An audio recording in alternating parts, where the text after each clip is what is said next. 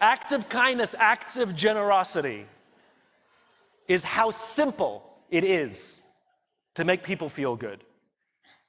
I was walking down the streets of New York City, and a guy walking in front of me, his backpack opened and a bunch of paper fell out on the street.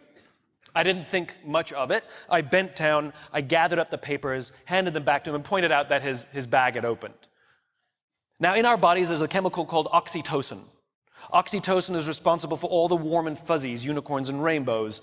It's responsible for all the warm feelings and connectedness we have with each other. Friendship, love.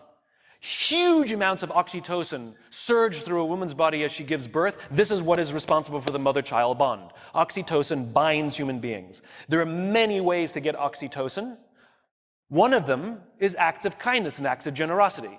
It feels good when we do something nice for someone. It feels good when someone does something nice for us. On this particular day, I did something for someone with no expectation of anything in return. I got a little surge of oxytocin. I felt good. He turned to me and he said, "Thank you. It feels nice when someone does something for us with no expectation of anything in return." He felt good. I walked to the end of the street. I'm waiting to cross the street. And a total stranger who happened to be standing next to me said, "I saw what you did back there. That was really cool." As it turns out, witnessing an act of generosity releases oxytocin, and he felt good. And the best part about oxytocin is the more oxytocin we have in our bodies, the more generous we become. It is Mother Nature's way of trying desperately to get us to look after each other.